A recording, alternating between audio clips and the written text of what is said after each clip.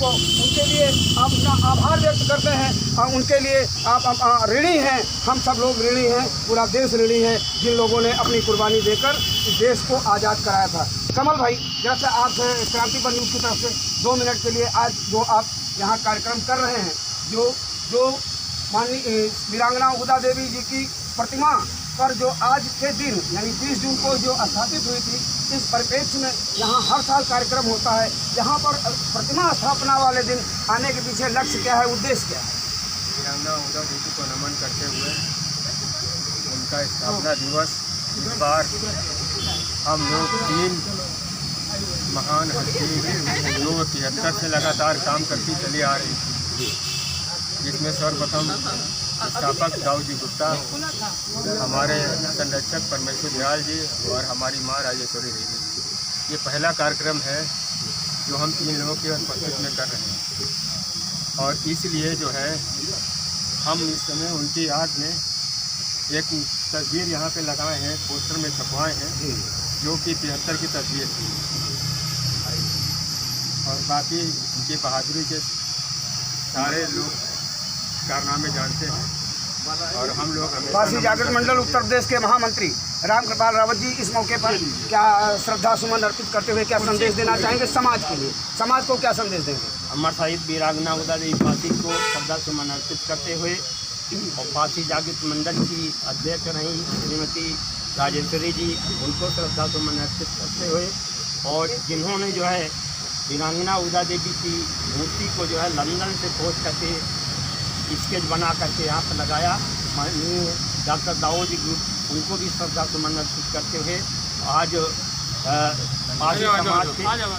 पासी समाज के जो है जितने भी शहीद हुए हैं उनको श्रद्धा सुमन अर्पित करते हुए मैं बताना चाहता हूँ कि आज पासी समाज जो है अपने वीर और वीरांगनाओं को जो है पूरे देश में जो है इनके श्रद्धा सुमन अर्पित कर रहा है।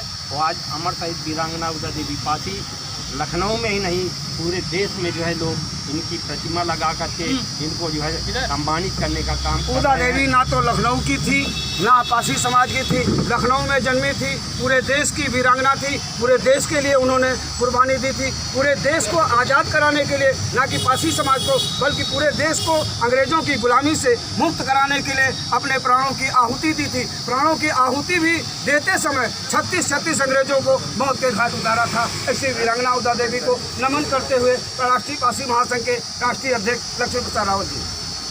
सभी साथियों को नमन करते हुए आज माता वीरांगना उदा देवी पासी जी का यहाँ पर स्थापना दिवस हम लोग मना रहे हैं। हमारे बीच में है नहीं हमारी अध्यक्षा स्वर्गीय श्रीमती राजेश्वरी देवी जी और हमारे यहाँ तमाम साथी यहाँ पर खड़े हैं। सबका सम्मान करते हुए मैं अपनी बात कर रहा हूँ, 2 मिनट जाएगा।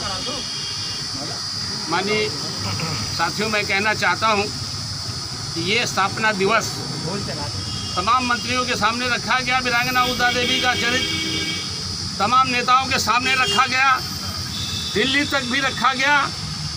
अगर वीरांगना उदा देवी माता हमारी नहीं होती तो देश नहीं आज़ाद होता। 1857 की गदर में 36 अंग्रेजों को मार गिराने वाली वीर वीरांगना उदा देवी पासी ने इसमें अपनी आहुति दी। इसका मतलब पूरे देश की आज़ादी मिली।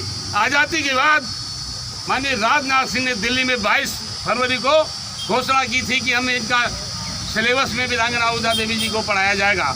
आज तक 6 साल हो गए, अभी तक सिलेबस में नहीं। योगी जी ने भी कहा कि हम सिलेबस में देंगे। हमारे साथ ये जाति हो रही है।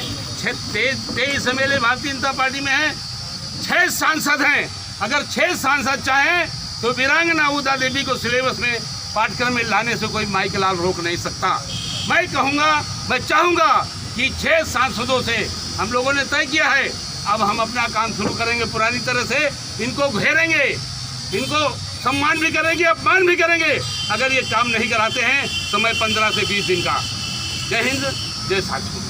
चेतावनी है समाज के उन लोगों को जो बिरादरी के नाम पर, जो पासी समाज के नाम पर राजनीति करते हैं, पासी समाज के नाम पर वोट लेते हैं। उसके बावजूद अगर वीरांगना उदा देवी पासी का नाम और इतिहास, व्यक्तित्व और कृतित्व पाठ्यक्रम में शामिल नहीं हो पा रहा है तो निश्चित रूप से पारसी समाज के राजनेताओं का, जो कहीं किसी भी राजनीतिक पार्टी में हो, किसी की भी सरकार में हो, निश्चित रूप से उनके लिए दुखदायी है, शर्मनाक है। हम एक बार फिर क्रांतिपथ न्यूज़ की तरफ से श्रद्धा सुमन अर्पित करते हैं और एक दो और लोगों से, जैसे कि हमारे यहाँ पूर्व पारसी जागरण मंडल के पूर्व अध्यक्ष आदरणीय शिव कुमार जी मौजूद हैं। 2 मिनट। मैं वीरांगना उदा देवी को अपने श्रद्धा सुमन अर्पित करता हूं और आज के दिन महावीर प्रसाद, डॉक्टर बाबूजी गुप्त और राजेश्वरी जी को भी, जो कि आप स्वर्गीय हैं, उन्हें भी आज मैं स्मरण करना चाह रहा हूं और उनको अपनी श्रद्धांजलि दे रहा हूं, जिन लोगों को मूर्ति स्थापना में, मूर्ति की पूजा में और पारसी समाज को यहाँ पर एकत्रित करके उदा देवी का नाम बढ़ाने के लिए कार्य किया है। मैं एक ही चीज़ कहना चाहता हूँ कि हमारे समाज में जो भी अभी सामाजिक कार्यकर्ता हैं वो बुजुर्ग हो रहे हैं और नया समाज जो है, नए लड़के जो हैं वो आगे नहीं बढ़ रहे हैं। मैं आपके माध्यम से, इस प्रोग्राम के माध्यम से, आपके चैनल के माध्यम से मैं निवेदन करना चाहता हूं कि नई पीढ़ी आगे आए और अपना जो हमारे क्या कहना चाहेंगे आज के मौके पर?